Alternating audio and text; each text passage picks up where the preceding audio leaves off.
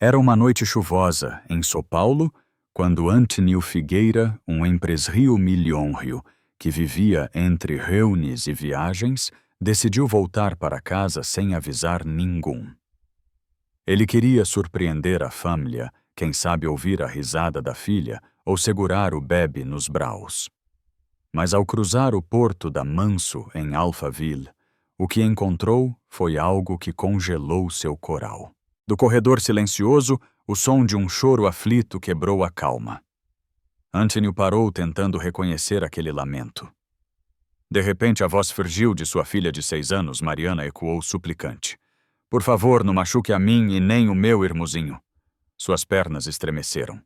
Ele avanou lentamente até a sala, e ali, diante dos olhos atinitos à cena, parecia a sada de um pesadelo. Mariana estava sentada no chão, o vestido rosa sujo e rasgado, abraando com todas as foras o pequeno Gabriel de apenas 8 meses. Os olhinhos vermelhos do bebê buscavam desesperadamente algum consolo. Em frente a eles estava Elidia, a madrasta com um olhar cruel que Antônio nunca havia percebido antes. A mulher que sempre se mostrava doce e cuidadosa, quando ele estava presente agora gritava com fria, ameaçando expulsar as crianças de casa. Naquele instante, a vida dupla de Elidia começou a se revelar, e o mundo confortável, que Antônio acreditava ter garantido aos filhos, desmoronava diante de seus olhos.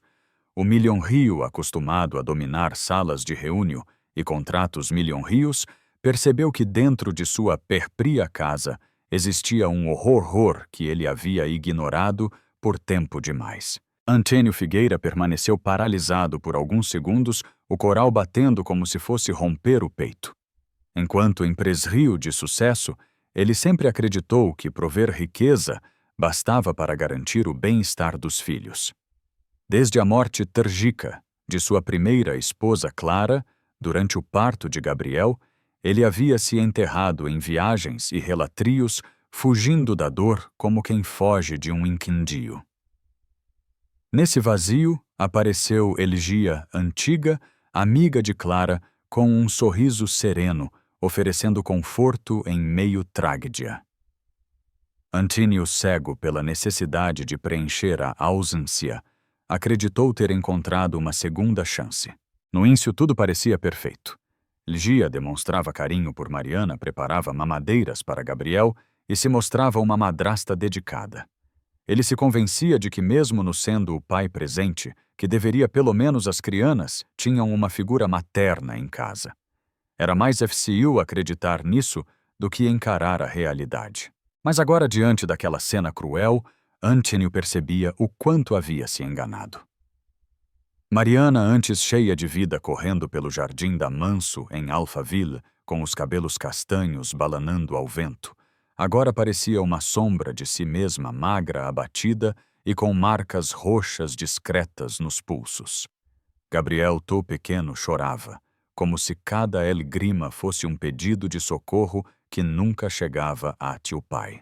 Antônio se sentiu esmagado por um misto de culpa e raiva. Ele havia delegado mulher errada o papel mais importante de todos, proteger os filhos. E enquanto assinava contratos milionários em salas envidradas no centro da Avenida Faria Lima, seus herdeiros eram maltratados dentro da própria casa. Pela primeira vez em meses, o milionário percebeu que nenhum relógio suo ou carro importado compensaria o silêncio da filha e o choro do bebê. Algo dentro dele se partiu e uma promessa começou a se formar. Ele não permitiria que Mariana e Gabriel continuassem vivendo naquele inferno escondido e téteres das paredes de Mirmore. Com o coral pesado, Antônio respirou fundo e avanou mais alguns passos, até que Eligia o notou. Num piscar de olhos, o tom de voz da madrasta mudou, o olhar antes afiado, como Elmina se transformou em um falso sorriso, a voz macia como mel. Querido Voc, chegou mais cedo. Eu se estava ensinando um pouco de disciplina, crianas. As palavras escorriam como veneno disfarado, mas Antônio Jato não conseguia ser enganado. Ele se abaixou tentando pegar Gabriel nos braços. O bebe soluava de tanto chorar, o corpo pequeno estremecendo de medo. Mariana, hesitante, continuava agarrada ao irmo, como se não acreditasse que o pai realmente fosse protege-los. Aquelas mozinhas férgeis, tremendo e cobertas de arranhas, queimaram a consciência de Antoniu como brasas vivas. Durante o jantar naquela noite, a farsa de Ligia continuou. Ela se sentou ao lado dele, servindo sopa, com um sorriso estudado, enquanto discretamente apertava o ombro de Mariana com fora. Antoniu, antes cego, agora percebia cada detalhe, o jeito da menina estremecer, quando a madrasta se aproximava, os hematomas escondidos sob a manga do vestido, o olhar de pavor que no combinava com uma infância feliz. Ao levantar os olhos, Antoniu encontrou os da velha governanta Dona Clia, que servia à mesa em silêncio. Nos olhos marejados da mulher havia um pedido silencioso, quase um grito contido. Ele entendeu sem precisar de palavras aquilo no era um mal-entendido passageiro, mas sim um inferno, diria, que seus filhos suportavam enquanto ele se escondia atrás de viagens e cifras. O empresário milionário, acostumado a manter o controle em negociais dúrcimas, agora tremia diante da constatal mais simples e mais dolorosa havia permitido que o mal entrasse em sua casa. E pela primeira vez em muito tempo, um instinto adormecido reacendeu em seu peito, o de pai. Naquela noite, quando todos J haviam se recolhido, Antoniu permaneceu em véu no escritrio da manso. A imagem da filha, encolhida no chão, protegendo o irmãozinho no saa de sua mente. Cada detalhe o atormentava, o vestido rasgado, os olhos cheios de medo, as marcas nos pulsos férgeis. Ele sentia o peso da culpa como nunca antes. Não eram apenas os gritos de Ligia que machucavam as crianças, mas também o silêncio dele, que havia se tornado cúmplice ao se ausentar. Foi então que a porta rangeu discretamente e Dona Clia entrou com as mãos enrugadas, segurando um pano de cozinha. Seus olhos marejados não conseguiam esconder a verdade que ela carregava há meses. Senhor Antoniu, o senhor me pediu lealdade, e eu sempre fui fiel, mas hoje não posso mais calar. O tom sereno da governanta fez o coral dele disparar. Ela revelou em voz baixa o que via no dia a dia. Mariana obrigada a ficar de castigo no frio da varanda, até adormecer Gabriel, recebendo mamadeiras diludas em guá, a chorar de fome, e ameaças constantes de serem jogados na rua caso ousassem contar algo ao pai. Cada palavra de Dona Clia era como uma facada na consciência de Antoniu, que se levantou cambaleante, segurando-se na escrivaninha para não desmoronar. No silêncio pesado, a governanta concluiu: Se for preciso, senhor, eu testemunho em juízo. Essas crianças precisam do senhor, no da senhora Ligia. Antoniu respirou fundo, tentando conter a fria que crescia em seu peito. Ele sabia que não podia agir impulsivamente. O mínimo deslize poderia colocar Mariana e Gabriel em ainda mais perigo. Pela primeira vez, o homem acostumado a decidir contratos milionários com uma canetada entendeu que a batalha mais importante da sua vida exigiria mais que poder e dinheiro. Exigiria coragem, paciência e, acima de tudo, presena. E naquele instante ele fez a promessa silenciosa que mudaria tudo, não abandonaria mais seus filhos, custasse o que custasse. Na madrugada seguinte, incapaz de dormir, Antoniu caminhou pela manso como um fantasma. Cada quimodo parecia acúslo a sala de estar silenciosa, onde Mariana costumava brincar à cozinha, onde Clara, sua falecida esposa, preparava bolos simples nos domingos, e o quarto vazio, onde agora restava a lembrança de uma família que poderia ter sido feliz. Ao abrir um velho armário, encontrou uma caixa empoeirada.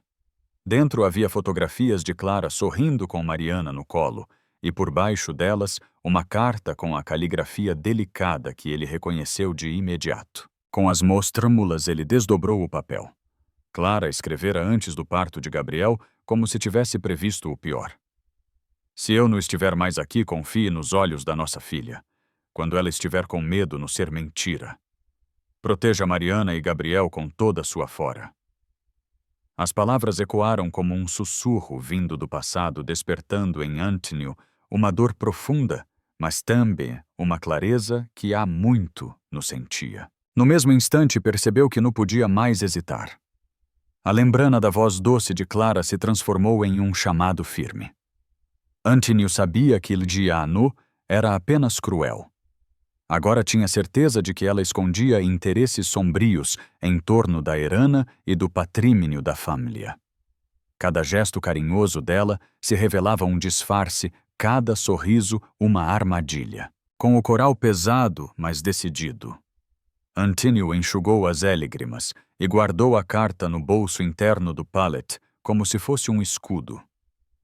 Ali selava-se um voto silencioso. Ele não seria mais o pai ausente, não entregaria seus filhos écemos de uma madrasta venenosa. Pela primeira vez em muito tempo, Antônio Figueira não pensava em contratos, lucros ou status.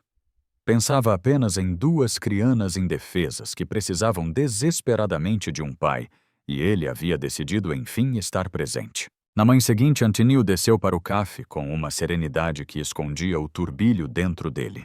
Sentou-se à mesa observando Mariana brincar timidamente com um pedal de pó, enquanto Gabriel balbuciava no colo da governanta.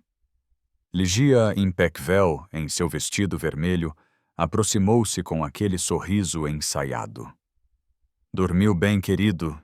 perguntou como se a noite anterior não tivesse existido. Antônio respondeu apenas com um aceno, mantendo os olhos fixos nos filhos. Ele não podia mais fingir que não via. Notou o modo como Mariana se encolhia cada vez que Ligia estendia a mão como se antecipasse a dor. Observou também o gesto automático de Ligia, ao segurar Gabriel, os dedos cravando com fora, no corpinho frágil, deixando a pele marcada. Um calor de indignal subiu em seu peito, mas ele conteve a exploso. Precisava de provas, precisava de estratégia. A raiva sozinha não protegeria ninguém. Foi então que Antônio pegou o celular e ligou para um velho amigo, Ricardo Menezes, advogado de Confiana, desde os tempos em que fundava sua empresa. Com voz baixa, pediu que viesse manso naquela mesma noite, sob o pretexto de discutir negócios. Sabia que, diante de um convidado importante, Ligia manteria a máscara, mas também sabia que pequenos deslizes poderiam ser registrados. Enquanto isso, Dona Clia o chamava discretamente ao corredor. Entregou-lhe uma pequena pasta com anotais, datas, hórrios, descrias detalhadas dos maus tratos. "Senhor, eu sabia que esse dia chegaria. Guardei tudo. Se precisar, estou pronta para testemunhar." Os olhos dela brilhavam de coragem contida. Antônio apertou a mão da governanta com gratido. Pela primeira vez em meses, sentiu que não estava sozinho. A batalha estava apenas começando, mas agora ele tinha aliados, provas e, sobretudo, a chama renovada de um pai disposto a tudo para resgatar a inocência roubada de Mariana e Gabriel. Quando essa noite caiu sobre Alphaville, a manso de Antônio Figueira estava iluminada de forma impecável. O jantar parecia mais uma encenal mesa posta com flores tás de cristal e a atmosfera artificial que Lidia fazia questão de sustentar. Primeira vista era o retrato de uma família rica e harmoniosa. Mas por TTRS das cortinas havia tenso em cada olhar. Ricardo Menezes chegou pontualmente S7. O advogado discreto e perspicaz foi recebido por Lidia com o sorriso doce de sempre. "Seja bem-vindo, doutor. Espero que goste do nosso jantar." Antônio permaneceu frio, cumprimentando o amigo com firmeza, mas sem revelar nada. Sentaram-se mesa. Mariana ensinou-se o Gabriel no cadeiro e Dona Clia de pé, atenta em cada detalhe, como se soubesse que aquele encontro era decisivo. Durante a refeio, Ligia desempenhava o papel de esposa perfeita. Servia sopa para Mariana, ajeitava o babador de Gabriel e fazia perguntas vazias sobre negócios. Mas Antinio, agora atento, percebia o disfarce. Viu quando a mão dela, aparentemente carinhosa, apertou com fora o ombro da menina, fazendo o corpo frágil estremecer. Viu também como o olhar de pavor de Mariana buscava o dele em silêncio implorando ajuda. Ricardo, sem interromper, observava tudo. Quando o prato principal foi servido, ele puxou conversa sobre a administração dos bens da família. Antênio aproveitou para mencionar de propósito a necessidade de revisar a estrutura do fundo de Erana. Foi nesse momento que percebeu um lampejo de nervosismo nos olhos de Elídia, apenas um segundo mais suficiente para confirmar as suspeitas. Depois da sobremesa, enquanto Ricardo distrai Eligia com perguntas sobre viagens, Antinio se levantou discretamente. Do corredor, ouviu a voz fria da madrasta sussurrando ao ouvido de Mariana. Lembre-se do que eu disse. Se abrir a boca, seu irmão quem vai pagar o préu. O sangue de Antinio gelou. Ele voltou à sala como se nada tivesse acontecido, mas seu coral martelava dentro do peito. Ao se despedir, Ricardo apertou o ombro do amigo e disse em tom baixo: "Já ouvi o suficiente. Temos um caso forte." Foi a confirma o que Antinio precisava. Naquela noite, depois que todos foram dormir, ele se trancou no escritrio. Tirou do bolso a carta de Clara, a primeira esposa, e passou os dedos pela caligrafia suave. As palavras ecoavam em sua mente. Confie nos olhos da nossa filha quando ela estiver com medo. Ela no saber mentir. Ele havia confiado tarde demais, mas ainda estava em tempo de corrigir. Olhou pela janela para o jardim silencioso e com os punhos cerrados fez um juramento que mudaria para sempre a vida da família. Não haveria mais silêncio, não haveria mais medo. Mariana e Gabriel jamais seriam reféns da crueldade dentro da pérpria casa. A partir dali, ele seria não apenas um milhão-rio poderoso, mas um pai de verdade pronto para enfrentar qualquer batalha por seus filhos. Na manhã seguinte, o sol mal havia surgido e Antinio Jotorran estava de pé pronto para cumprir o que havia prometido a si mesmo. Depois de tomar um café ripido, ligou para Ricardo Menezes. A voz do advogado veio firme do outro lado da linha. Hoje daremos entrada no pedido de protel emergencial. Jota tem o depoimento de Dona Clia e as fotografias das marcas nos pulsos de Mariana. Mas precisamos da coragem dela para confirmar diante da Jusa. Antinio olhou para a filha que ainda dormia encolhida ao lado do irmão. O coral dele se apertou. Como pedir a uma criança de apenas 6 anos que enfrentasse um tribunal, mas ao mesmo tempo sabia que era a única chance de libertá-la daquele terror de Rio. Eu vou prepará-la. Mariana não vai estar sozinha. No fim da tarde chegaram ao frum da Barra Funda. O ambiente era frio, cheirando a papel e café requentado. Mariana segurava forte a mão do pai, enquanto Gabriel havia ficado sob os cuidados de uma assistente social. Ligia entrou pouco depois, impecável, como sempre acompanhada de um advogado arrogante. Trazia lágrimas nos olhos, como se fosse a vítima de toda a estria. A Jusa, uma mulher de olhar atento chamada doutora Helena Prado, pediu silêncio e deu insucesso. Ricardo apresentou as provas. Os relatos de Dona Clia, as fotos dos hematomas, os registros de negligência. O advogado de Eldia retrucou dizendo que eram apenas pequenos acidentes comuns da infância. A tenso crescia quando a Jusa perguntou se a menina desejava falar. Mariana olhou para o pai. Antinio se ajoelhou, segurou-lhe os ombros e sussurrou: "Filha, Voc, se precisa dizer a verdade. Eu estou aqui." A pequena respirou fundo, caminhou, até o banco das testemunhas e com a voz tremula revelou o segredo que carregava em silêncio por meses. Se eu contasse para o papai, a tia Ligia dizia que ia jogar eu e meu irmão na rua. Mas eu não quero mais ficar com medo. Eu não quero que o Gabriel cresça com medo. A sala ficou em silêncio absoluto. As palavras puras e cortantes de uma criana ecoaram mais fortes que qualquer argumento júridico. Antinio, incapaz de conter as lágrimas, levou a mão ao rosto. A Jusa anotou calmamente e após alguns minutos de reflexo bateu o martelo, concedida a medida de Protel emergencial. A guarda das crianas passa imediatamente ao pai, Antínio Figueira.